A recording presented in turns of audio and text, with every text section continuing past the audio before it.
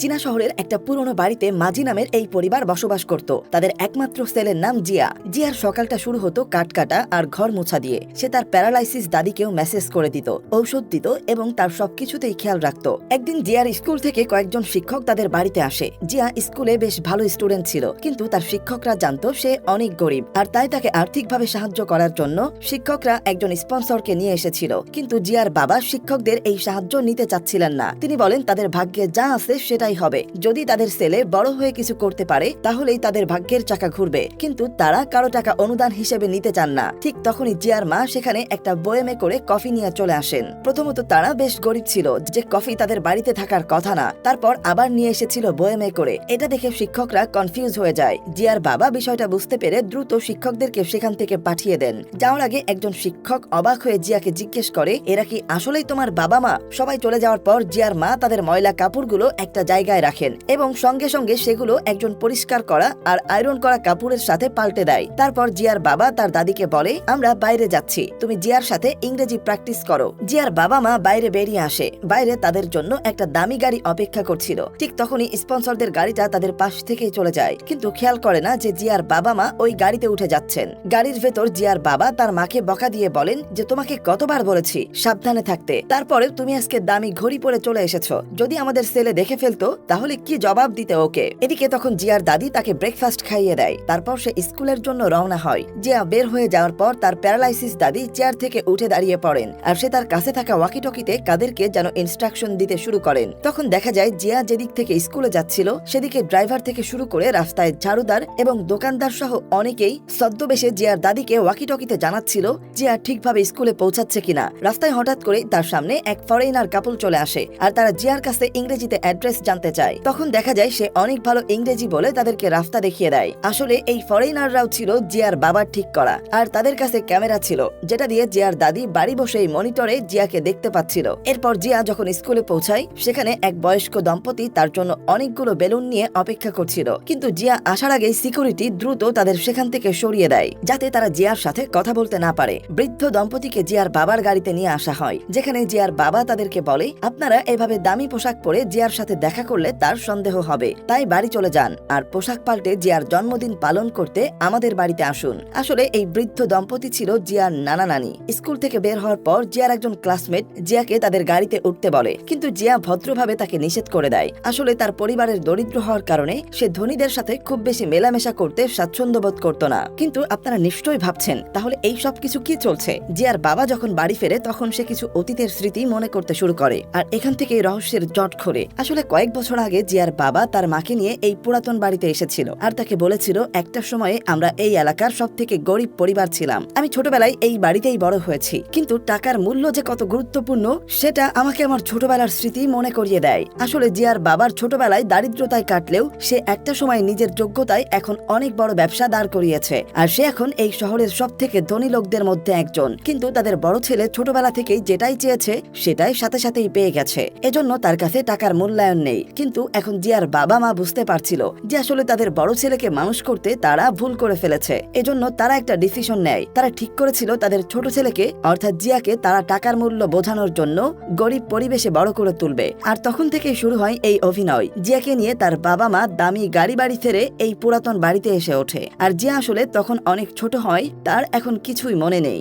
একটু পর তার নানা নানি নতুন পোশাক পরে তাদের নাতির জন্মদিনের শুভেচ্ছা জানাতে আসে, কিন্তু তারা ঢোকার আগে জিয়ার বাবা মা তাদেরকে চেক করে, কারণ তার নানা নানি যখন এখানে আসতো তারা জিয়াকে লুকিয়ে অনেক টাকা দেওয়ার চেষ্টা করত। তাই জিয়ার মা তাদেরকে পরীক্ষা করতে শুরু করে, আর এবার তার নানির মোজায় টাকা লুকানো ছিল। জিয়ার মা এটা দেখে তার নানিকে বলে, তোমাদেরকে কতবার নিষেধ করেছি, তারপরেও তোমরা আমার কথা শোনো না। এত কম বয়সে টাকার মুখ দেখলে জিয়া নষ্ট হয়ে যেতে পারে। এদিকে জিয়া বাড়ি ফিরে আসতে দেখে টেবিলের উপর একটা জন্মদিনের কেক তার জন্য অপেক্ষা করছিল। জিয়া প্রথম স্লাইডটি নিয়ে তার মায়ের গালে এবং দ্বিতীয়টি নানির মুখে দেয়, আর তখনই তার নানি ইমোশনাল হয়ে পুরোনো দিনের কথা বলতে থাকে যে কিভাবে ছোটবেলায় সে জিয়াকে অনেক দামি দোলনায় দোল খাওয়াতো, আর সেই সাথে সে তাকে সুইমিং পুলে নিয়ে সাঁতারও শেখাতো। কিন্তু তার নানি সব সত্যি কথা বলে দিচ্ছে দেখে জিয়ার বাবা তাকে কেকের টুকরা দিয়ে চুপ করিয়ে দেয়, কারণ আরেকটু হলে তার নানি জিয়াকে বলেই ফেলছিল যে তার বাবা অডেল সম্পত্তির মালিক। প্রতিবেশীরা এসে দাদিকে নিয়ে যায়, কিন্তু যাওয়ার আগে দাদা গোপনে তার চুল থেকে কিছু টাকা বের করে জিয়ার হাতে দেয়। কিন্তু সবাই চলে গেলে জিয়া সেই টাকা তার বাবার কাছে দিয়ে বলে, এটা আমাদের ফ্যামিলির সঞ্চয় বক্সে রেখে দাও। আর তখন তখন জিয়ার বাবা তাকে জিজ্ঞেস করে, আচ্ছা তুমি কি জানো আমাদের পারিবারিক খরচ কত? জিয়া তখন খুব কনফিডেন্টলি তাদের পরিবারের সব মাসিক খরচ হিসাব করে বের করে ফেলে। আর সেলের এমন নির্ভুল হিসাব দেখে তার বাবা ঘোষণা করে আজ থেকে পরিবারের সব টাকা পয়সার হিসাব জিয়া করবে। সন্ধ্যায় পুরো পরিবার একসঙ্গে বই পড়ে, কিন্তু তার বাবা মায়ের বইগুলোর ভেতরে লুকানো ছিল স্মার্টফোন। পড়া শেষ হলে জিয়ার মা তার দাদির পা ধুয়ে দিচ্ছিল। আসলে এটা করে সে জিয়াকে বড়দের প্রতি সম্মান করার গুরুত্ব শেখাচ্ছিল। জিয়া ঘুমাতে যাওয়ার আগে সবাইকে বলে, কাল থেকে আমি বাজার করতে যাব, আর বাজারের টাকা বাঁচিয়ে আমার বাবার জন্য একটা জুতা কিনবো, কারণ তার একমাত্র জুতাটা নষ্ট হয়ে গেছে। জিয়া ঘুমিয়ে গেলে তার বাবা মা তাদের ঘরে চলে আসে, আর সেখানে তারা একটা আলমারিতে প্রবেশ করে। আর আসলে এখানে একটা এলিভেটর ছিল, সেটা দিয়ে তারা দুজন একটি আন্ডারগ্রাউন্ড অফিসে চলে যায়। আর দেখা যায় সেখানে একটা টিম জিয়ার পরিবারকে গরিব দেখানো আর সেই সাথে জিয়ার যেন কিছুতেই সন্দেহ না হয় সেই জন্য কাজ করে যাচ্ছে। জিয়ার বাবা অফিসের সবাইকে ধন্যবাদ জানিয়ে বললেন, তোমাদের কঠোর পরিশ্রমের জন্য আমরা আরো একটা সফল দিন পার করলাম, আর আজ আমার ছেলের জন্মদিন ভালোভাবে কাটার কারণে সবাইকে বোনাস দেওয়া হবে। বর্তমানে জিয়ার বাবা তাদের আন্ডারগ্রাউন্ড অফিসে দ্বিতীয় পর্বের অপারেশন সাকসেসর ঘোষণা করেন। আসলে এই অপারেশনের মাধ্যমে জিয়ার বাবা চাচ্ছিল তাকে একজন দক্ষ ব্যবসায়ীর মতো করে হিসাব শেখাতে। যেহেতু তার বাবার একটা বড় বিজনেস ছিল, সেজন্য সে চাইছিল জিয়া যেন ছোট থেকে বিজনেস মাইন্ডেড হয়ে গড়ে ওঠে। আর সেজন্য সে দোকানে বাজার করতে যেত। সেগুলোর দোকানদারও ছিল আসলে জিয়ার বাবার লোক। তারা কেনাকাটার সময় জিয়াকে বিভিন্ন ধরনের হিসাব নিকাশের প্রশ্ন ছুড়ে দিত, যাতে করে সে খুব দ্রুত টাকা পয়সার হিসাব বুঝতে পারে। আর এভাবেই তার ট্রেনিং চলতে থাকে। হঠাৎ করে একদিন জিয়ার মা তার জ্যাকেটের মধ্যে একটা বক্স দেখতে পায়। সেভাবে হয়তো জিয়া তার বাবার জন্য জুতা কিনে এনেছে, কিন্তু কিছুক্ষণ পরে তারা বুঝতে পারে আসলে জিয়া নিজের জন্য একটা ট্যাবলেট কিনেছে। আর এটা দেখে পরিবারের সবাই অনেক হতাশ হয়ে যায়। কিন্তু যখন তারা লক্ষ্য করে জিয়া যে দোকান থেকে ট্যাবলেটটা কিনেছিল সেখানে আসলে 7 দিনের রিটার্ন পলিসি ছিল, আর তখন তারা বুঝতে পারে আসলেই জিয়া একজন দক্ষ হিসাবী হয়ে উঠেছে, কারণ সে 7 দিন পর তার এই ট্যাবলেটটা ফেরত দিয়ে সেই টাকা দিয়ে তার বাবার জন্য জুতা কেনার প্ল্যান করেছিল। পরের দিন যখন জিয়ার বাবা তার কাজের জন্য বাইরে যাচ্ছিল, তখন জিয়া আবারও তার বাবার সেরা জুতোটা লক্ষ্য করে, আর তাই সে ওই দিনই তার ট্যাবলেটটা নিয়ে সেই দোকানে ফিরিয়ে দিতে চায়। কিন্তু দোকানদার তাকে বলে তার ট্যাবলেটে পানি লেগেছে, এজন্য এখন 7 দিনের রিটার্ন পলিসি আর কাজ করবে না। এটা শুনে হতাশ হয়ে জিয়া বাড়ির দিকে ফিরতে শুরু করে। আসলে সে যেভাবে প্ল্যান করেছিল সেভাবে পরিস্থিতি কাজ করেনি। কিন্তু বাড়ি ফেরার সময় তার মাথায় একটা বুদ্ধি আসে। সে দেখতে পায় আশেপাশে রাস্তায় অনেক প্লাস্টিকের বোতল আর ক্যান পড়ে আছে। এটা দেখে তার মাথায় একটা বুদ্ধি আসে, সেগুলো কালেক্ট করে বিক্রি করে কিছু টাকা আয় করতে পারবে। কিন্তু সে যখন রাস্তা থেকে এসব বোতলগুলো কুড়াচ্ছিল, তখন তার স্কুলের বন্ধুরা তাকে নিয়ে মজা করছিল। এটা দেখে জিয়ার মা অনেক কষ্ট পায় যে আজকে তার ছেলেকে রাস্তা থেকে অন্যের ফেলে দেওয়া জিনিস কুড়াতে হচ্ছে। হাজার হলেও তারা তো বাবা মা, তাই কষ্ট লাগাটাই স্বাভাবিক। কিন্তু তারপরেও জিয়ার বাবা মন শক্ত করে, আর সে বলে জীবনে বড় হতে গেলে তাকে কঠিন পরিস্থিতির মধ্য দিয়ে অবশ্যই যেতে হবে। এরপর জিয়া যখন একটা দোকানে আসে তার বোতলগুলো বিক্রি করতে, সেখানে এসে সে দেখে দোকানদার ক্যাশ খোলা রেখে চলে গেছে। আর সামনে এতগুলো টাকা দেখে সে ধীরে ধীরে ক্যাশ বক্সের দিকে হাত বাড়ায়, কিন্তু সে টাকাগুলো না নিয়ে বরং হাত দিয়ে ক্যাশ বক্সটা বন্ধ করে দেয় আর দোকানদারকে এই বিষয়ে জানায়। দোকানদার জিয়ার কথা শুনে অনেক খুশি হয়, আর এটা দেখে তার বাবা মা সহ টিমের সব লোক খুশিতে চিৎকার করে ওঠে, কারণ তারা আসলে জিয়াকে সঠিক শিক্ষা দিতে পারছিল। আর এরপর থেকে জিয়ার বাবার কিছু লোকেরা ইচ্ছা করে জিয়ার চলার পথে বেশি পরিমাণে বোতল আর ক্যান সরিয়ে রাখতে শুরু করে। আর সেদিন যখন জিয়া একটা ডাস্টবিন থেকে কিছু বোতল কুড়িয়ে নিচ্ছিল, হঠাৎ করে সেখানে একজন ফরেইনার চলে আসে, আর সে তাকে তার সাথে লাঞ্চ করার জন্য ইনভাইট করে। জিয়া তার সাথে যেতে রাজি হয়। ফরেইনার লোকটা তাকে একটা বিশাল হোটেলে নিয়ে আসে, আর সেখানে অনেক দামি খাবার অর্ডার করে। হোটেল রুমের মধ্যে আরেকজন লোক ছিল, সে জিয়াকে বলে আমি তোমার কাছ থেকে বোতলগুলো কিনে নিতে চাই, তুমি যদি রাজি থাকো তাহলে ফ্রেশ হয়ে আমার সাথে লাঞ্চ করতে পারো। আর তখন জিয়া তার এই অফারে খুশি হয়ে যায়। সে গোসল করছিল, এমন সময় সেই লোকটা তার কাছে এসে তার সাথে গল্প করতে শুরু করে। এদিকে তখন জিয়ার বাড়ির আন্ডারগ্রাউন্ড অফিসে সবাই জানতে পারে জিয়াকে একটা বিশাল হোটেলে নিয়ে যাওয়া হয়েছে। এটা শুনে জিয়ার বাবার সাথে বাকিরা দ্রুত সেই হোটেলে এসে পৌঁছায়, আর এখানে সেই ফরেনার লোকটাকে ধরে ফেলে। কিছুক্ষণ পর জানা যায় আসলে যে লোকটা জিয়ার থেকে বোতলগুলো কিনতে চেয়েছিল সে আর কেউ না, জিয়ার বড় ভাই। জিয়ার মা বাবা সেখানে আসলে সে বলে আমি আমার ছোট ভাইকে মিস করছিলাম, এর জন্য আমি চাচ্ছিলাম তার সাথে কিছু সময় কাটাবো। কিন্তু এতে জিয়ার বাবা মোটেই খুশি হয় না, আর সে তার বড় ছেলেকে ভবিষ্যতে এমন কাজ করতে নিষেধ করে। বাড়ি ফেরার পর পরিবারের সবাই জিয়ার ট্যাবলেট কেনার জন্য বকাবকি করছিল, আর তখন জিয়ার বাবা বলে ঠিক আছে আমি কিছু মনে করিনি, কিন্তু তুমি তোমার পরিবারকে কথা দিয়েছিলে আমার জন্য জুতা কিনবে, আর তাই পরিবারকে দেওয়া কথা তোমাকে অবশ্যই রাখতে হবে। তাই এখন ভাবো কিভাবে তুমি আরো বেশি বোতল সংগ্রহ করে সেগুলো বিক্রি করতে পারবে। বাবার কথা শুনে সারা রাত ভাবার পর জিয়া পরের দিন তার শহরে একটা খেলার মাঠে আসে, আর সেখানে একটা ফুটবল ম্যাচে যখন সেই শহরের দল বাইরের টিমের কাছে হেরে যায়, তখন ভক্তরা রেগে গিয়ে তাদের দিকে পানির বোতল ছুড়তে শুরু করে, আর মুহূর্তের মধ্যে সেখানে চারিদিকে প্লাস্টিকের বোতলে ভরে যায়। জিয়া আর তার পরিবার এই সুযোগ হাতছাড়া না করে মাঠে থাকা সব বোতল কুড়িয়ে নেয়। কিন্তু সেদিন মাঠে রেসের ট্রাক দেখে জিয়া দৌড়াতে শুরু করে। তার দৌড়াতে অনেক ভালো লাগতো। যাই হোক, অনেক প্লাস্টিকের বোতল বিক্রি করে পরের দিনই জিয়া তার বাবার জন্য নতুন জুতা কিনে আনে। কিছুদিন পর জিয়ার স্কুল থেকে তার স্পোর্টস টিচার জিয়াকে নিয়ে তাদের বাড়িতে আসে আর তার বাবা মাকে বলে জিয়া খেলাধুলায় অনেক ভালো আর তাই স্কুল থেকে তাকে দৌড় প্রতিযোগিতায় অংশগ্রহণ করতে বলা হয়েছে। জিয়া এটা শুনে অনেক খুশি ছিল, তাই সে সবার সামনেই তার টিচারকে হ্যাঁ বলে দেয়। কিন্তু জিয়ার বাবা তো চাচ্ছিল তার ছেলে বড় হয়ে তার ব্যবসা সামলাবে, কিন্তু সে যদি খেলাধুলা নিয়ে ব্যস্ত থাকে তাহলে অনেক কিছু শিখতে পারবে না। তাই সে একটা প্ল্যান করে। রাতে যখন জিয়া ঘুমাচ্ছিল তখন তার বাবা তার পায়ে একটা অবাস করা ইনজেকশন পুশ করে। পরের দিন সকালে যখন জিয়ার ঘুম ভাঙে, সে বিছানা থেকে উঠতে গিয়ে সোজা হয়ে দাঁড়াতে পারছিল না। আর তাই তার পরিবার দ্রুত তাকে একটা নকল ডাক্তারের কাছে নিয়ে আসে। ডাক্তার জিয়াকে বলে, তোমার একটা বিরল রোগ হয়েছে, আজ থেকে তুমি দৌড় প্রতিযোগিতা করতে পারবে না। এটা শুনে জিয়ার অনেক মন খারাপ হয়, কিন্তু আসলে এসব কিছুই জিয়ার বাবার প্ল্যান অনুযায়ী হচ্ছিল। হাসপাতাল থেকে ফেরার পর জিয়া তার বাবাকে জিজ্ঞেস করে, আচ্ছা বাবা, আমরা কি সবসময় গরিব থাকবো? তখন জিয়ার বাবা বলে, যদি তুমি চেষ্টা করো তাহলে আমরা আমাদের ভাগ্য পাল্টাতে পারি। তুমি যদি ভালোভাবে পড়াশোনা করে ফিনান্সিয়াল বিশ্ববিদ্যালয়ে ভর্তি হতে পারো তাহলে তুমি খুব সহজেই নিজের জীবন বদলাতে পারবে, কারণ সেখান থেকে একবার বের হলে অনেক বড় বড় বিজনেসম্যান তোমার মতো হতে চাইবে আর তাদেরকে মতামত দেওয়ার মাধ্যমে তুমি অনেক টাকা ইনকাম করতে পারবে। আসলে জিয়ার বাবা চাইতো তার ছেলে একজন অর্থনীতিবিদ হোক। বাবার স্বপ্নের কথা শুনে জিয়া তার বাবাকে কথা দেয় আর বলে, ঠিক আছে, আজ থেকে আমি মন দিয়ে পড়াশোনা করব আর বড় হয়ে ফিনান্সিয়াল ইউনিভার্সিটিতে ভর্তি হওয়ার চেষ্টা করব। এটা শুনে জিয়ার বাবা খুশি হয়ে তাকে একটা সাইকেল কিনে দেয়। আর সাইকেল পাওয়ার পর জিয়া স্কুলে যাওয়ার সময় তার বান্ধবী ফেকে সাথে নিয়ে যেতে শুরু করে আর এভাবে কয়েক বছর কেটে যায়। জিয়া এখন অনেক বড় হয়ে গেছে, কিন্তু জিয়া এখনো তার বান্ধবীকে সাইকেলের পেছনে বসিয়ে স্কুলে নিয়ে যায়। আর এটা দেখে তার বাবা কিছুটা চিন্তিত হয়ে পড়ে। যদিও তাদের দুজনের মধ্যে রোমান্টিক কোনো সম্পর্ক ছিল না, তাদের দুজনের একমাত্র মিল ছিল তারা দুজনেই গরিব। জিয়া যখন বাড়ি ফিরে আসে তখন প্রতিদিনই কেউ না কেউ সেখানে তাকে গণিতের বিষয়ে জটিল কিছু প্রশ্ন করে আর জিয়াও তাদের সমস্যাগুলো খুব সহজেই সমাধান করে দেয়। এই সবকিছুই ছিল তার ট্রেনিং এর একটা অংশ। বাড়ি ঢোকার সময় জিয়া শুনতে পায় ভিতর থেকে তার বাবা মা নিজেদের মধ্যে কথা বলছে আর সেখানে তারা বলছে, আমরা জিয়াকে বিশ্ববিদ্যালয়ে পাঠাতে কত কষ্ট করছি, কিন্তু আসলে কি আমাদের ছেলে চান্স পাবে? এটা শুনে জিয়া বাড়িতে ঢুকেই পড়তে বসে। আসলে সে তার পরিবারের ভাগ্য পরিবর্তনের জন্য সর্বোচ্চ চেষ্টা করছে।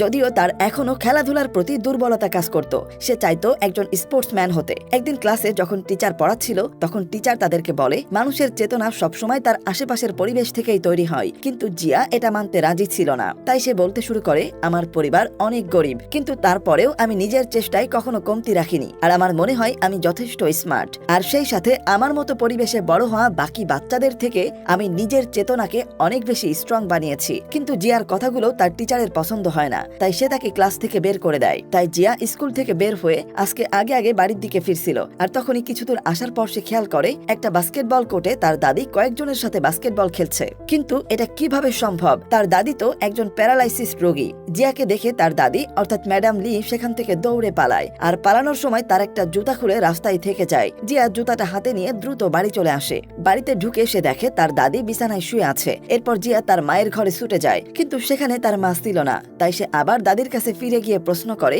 আমি ছোটবেলা থেকেই দেখছি তুমি হাঁটতে পারো না, তাহলে আজকে বাস্কেটবল খেলছিলে কিভাবে? আর ঠিক তখন জিয়ার মা তার রুম থেকে বাইরে বের হয়ে আসে। আসলে সে সেই সিক্রেট এলিভেটর ব্যবহার করে নিচের অফিস থেকে উপরে এসেছে, কিন্তু আসার আগে সে তার পোশাক পাল্টাতে ভুলে গেছে। আর তাই জিয়া তার মাকে এমন ধনীদের পোশাকে দেখে অনেক অবাক হয়ে যায়। জিয়া তার বাবার কাছে গিয়ে বিষয়টা জানায়, কিন্তু তার বাবা বলে, হতে পারে তুমি অনেক বেশি পড়াশোনা করছো, এজন্য পড়াশোনার প্রেসারে তুমি ভুলভাল দেখতে শুরু করেছো। পরের দিন সকালে জিয়া জানতে পারে যে তার দাদি রাতের বেলা মারা গেছেন আর তার বাস্কেটবল খেলা ছিল মৃত্যুর আগে তার মনের শেষ ইচ্ছা। কিন্তু আসলে ম্যাডাম লি মারা যায়নি, তাকে নিয়ে যেন জিয়ার মনে কোনো প্রশ্ন না জাগে সেজন্য তাকে প্ল্যান করে সরিয়ে ফেলা হয়েছে। জিয়া যখন তার দাদির শেষ বিদায় অনুষ্ঠানে আসে সেখানে তাকে দেখে বাকিরা হঠাৎ করে কাঁদতে শুরু করে আর জিয়া গতদিন তার দাদির উপরে সন্দেহ করার জন্য বারবার তার লাশের সামনে মাপ চাইতে থাকে। আর জিয়ার এমন কান্না দেখে ম্যাডাম লিও নিজেকে সামলাতে পারছিল না আর সেই ছোটবেলা থেকে এই পর্যন্ত জিয়াকে নিজের হাতে বড় করে তুলেছে। কিন্তু জিয়া যদি ম্যাডাম লিকে এভাবে কাঁদতে দেখে ফেলে তাহলে তো সবকিছু ফাঁস হয়ে যাবে।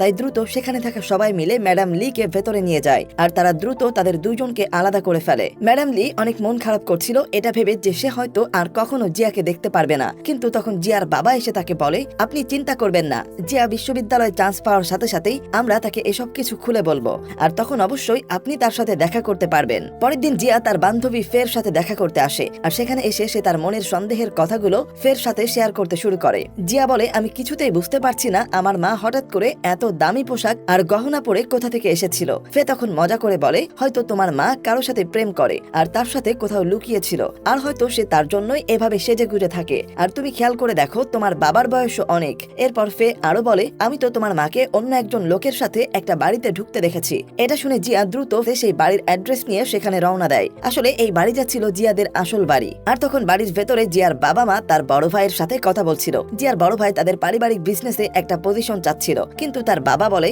তুমি ছোটবেলা থেকেই শুধু টাকা উড়িয়ে এসেছো, আর তাই তুমি টাকার মর্ম কখনোই বুঝবে না। আমার বিজনেস তোমার হাতে তুলে দিলে সেটা আর বেশি দিন টিকবে না। তারা যখন এসব কিছু বলছিল তখন জিয়া বাড়ির দরজায় পৌঁছে গেছে, আর বাইরে থাকা লোকেরা ভেতরে খবর দেওয়ার আগে জিয়া বাড়ির ভেতরে ঢুকে পড়ে। বাড়ির ভেতরে ঢুকে জিয়ার ছোটবেলার স্মৃতিগুলো মনে পড়ছিল। তার মনে হচ্ছিল সে এই বাড়িতে আগেও এসেছে, এমনকি তার বাবা মায়ের আচরণও তার কাছে সন্দেহজনক মনে হচ্ছিল। জিয়াকে ডিস্ট্রাক্ট করার জন্য তার বাবা মা তাকে নিয়ে সুইমিং পুলে ঝাঁপ দেয়। এরপর তার মা এসে জিয়াকে বলে, আসলে আমরা এই বাড়ির মালিকের কাছে তোমার বিশ্ববিদ্যালয়ে ভর্তির জন্য যে টাকার প্রয়োজন সেটা ধার নিতে এসেছি। কিন্তু তারপরেও জিয়ার তার মায়ের কথা বিশ্বাস হয় না। কিছুদিন পর তার স্কুলের পরীক্ষার রেজাল্ট দিলে দেখা যায় জিয়া অনেক ভালো রেজাল্ট করেছে। এরপর যেদিন বিশ্ববিদ্যালয় পরীক্ষার ডেট ছিল সেদিন তার বাবা মা পরীক্ষার হলের সামনেই তার জন্য অপেক্ষা করছিল, কিন্তু পরীক্ষা শেষ হয়ে যাওয়ার পরেও তারা জিয়াকে কোথাও খুঁজে পাচ্ছে না। তখন বাড়ি ফিরতেই তাদের একজন জিয়ার একটা ব্যাগ নিয়ে আসে, আর সেখানে তারা জিয়ার একটা ছবি খুঁজে পায়। ছবিটাতে জিয়ার মুখে টেপ পেঁচানো ছিল, আর সেখানে একটা চিঠিও ছিল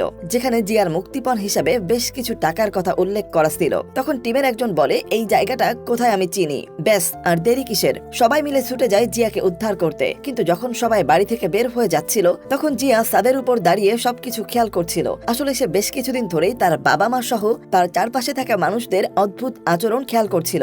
যেদিন সে তাদের আসল বাড়িতে গিয়েছিল আর তার বাবা তাকে সুইমিং পুলে ঠেলে ফেলে দেয়, সেদিন পুলের ভেতরে সে একটা হাঁসের ছবি দেখতে পায়। আর এটা দেখে তার স্পষ্ট মনে পড়ে সে যখন ছোট ছিল তখন একবার এই পুলে ডুবে যাচ্ছিল, এমন স্মৃতি তার মনে আছে। এছাড়াও সে খেয়াল করেছে তার মায়ের কানে প্রায় সময় কথা বলার জন্য সিক্রেট ডিভাইস থাকে, আর তার আশেপাশে থাকা সব মানুষরা সবসময় কথায় কথায় তাকে ফিনান্সিয়াল বিশ্ববিদ্যালয়ের কথা মনে করাতো। বাড়ি থেকে সবাই বের হয়ে গেলে জিয়া তার বাবা মায়ের রুমে আসে, আর সেখানে কিছুক্ষণ খোঁজাখুঁজি করার পরে সে আলমারির ভেতরে থাকা এলিভেটরটা পেয়ে যায়। এলিভেটর দিয়ে নিচের আন্ডারগ্রাউন্ড অফিসে আসলে সে দেখতে পায় এখানে রীতিমতো তাকে নিয়ে একটা গবেষণাগার বানানো হয়েছে, যেখানে তার ডায়েরি থেকে শুরু করে তার মুখের অঙ্গভঙ্গি সবকিছুই বিশ্লেষণ করা হতো।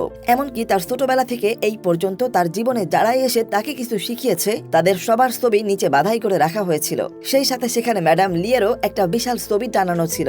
জিয়া যখনই সবকিছু অবাক হয়ে দেখছিল তখনই পেছন থেকে ম্যাডাম লি সেখানে এসে জিয়ার কাছে মাপ চায়। ততক্ষণে তাদের পুরো পরিবারও সেখানে পৌঁছে গেলে জিয়ার বাবা বুঝতে পারে জিয়া নিজের থেকেই সবকিছু জেনে গেছে। তখন জিয়া তাদেরকে জিজ্ঞেস করে, তোমরা আসলে কারা? কারণ তোমাদের ছবি তো ওই ওয়ালে টানানো নেই। তোমরা কি কোনো সায়েন্টিস্ট? আমাকে নিয়ে গবেষণা চালাচ্ছিলে? ছেলের মুখে এমন কথা শুনে তার মা কাঁদতে কাঁদতে জিয়াকে জড়িয়ে ধরে, আর জিয়ার বাবা তার কাছে এসে বলে, তুমি আসলে আমাদেরই সন্তান, আর তোমাকে একজন যোগ্য উত্তরাধিকারী বানানোর জন্যই আমরা এসব কিছু করেছিলাম। আমরা সবসময় তোমার ভালো চাই। কিন্তু জিয়া কোনো কথাই বলতে পারছিল না, কারণ তার চোখের সামনে শুধু ভাসছিল তার জীবনের কষ্টের কাটানো দিনগুলোর কথা, কিভাবে সে তার পরিবারকে ভালোবেসে তাদের ভাগ্য বদলানোর জন্য নিজের মনের সব শখ ত্যাগ করেছিল। জিয়ার বাবার কথায় জিয়া কোনো উত্তর দেয় না, সে শুধু বলে, আজ থেকে আমি আমার নিজের পথ নিজেই খুঁজে নিতে চাই। এটা বলে জিয়া সেখান থেকে বের হয়ে পড়ে। বাইরে বাচ্চারা খেলছিল, জিয়া সেখান থেকে দৌড়ে চলে যায়। তার বাবা মা তাকে কাঁদতে কাঁদতে দেখতে থাকে, কিন্তু ছেলেকে থামানোর মতো কোনো ভাষা তাদের কাছে ছিল না, কারণ তারা বুঝতে পারছিল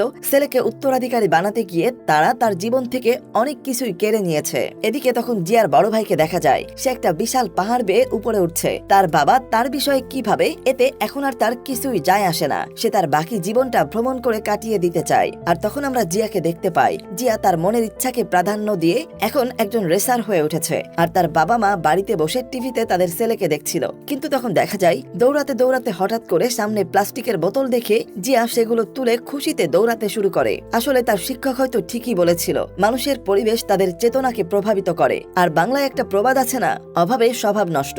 যাই হোক, আমাদের আজকের গল্পটা এখানেই শেষ হয়ে যায়। তবে এই গল্পটা আমাদেরকে অনেক কিছু শেখায়। শুধু যে অভাবে মানুষকে সফল হতে সাহায্য করে এটা একেবারেই ঠিক না, বরং একটা মানুষ যদি তার মনের ইচ্ছাকে প্রাধান্য দিয়ে সেটা নিয়েই কাজ করে তাহলে সেখানে তার সফলতার চান্স অনেক বেশি। আপনাদের কার কাছে গল্পটা কেমন লেগেছে অবশ্যই কমেন্ট করে জানাবেন। আর এই গল্পটা থেকে পার্সোনালি আপনি কি শিখলেন সেটাও জানাতে ভুলবেন না। আবারও ফিরবো ভিন্ন ধর্মী কোনো গল্প নিয়ে। ততক্ষণ পর্যন্ত আল্লাহ হাফেজ।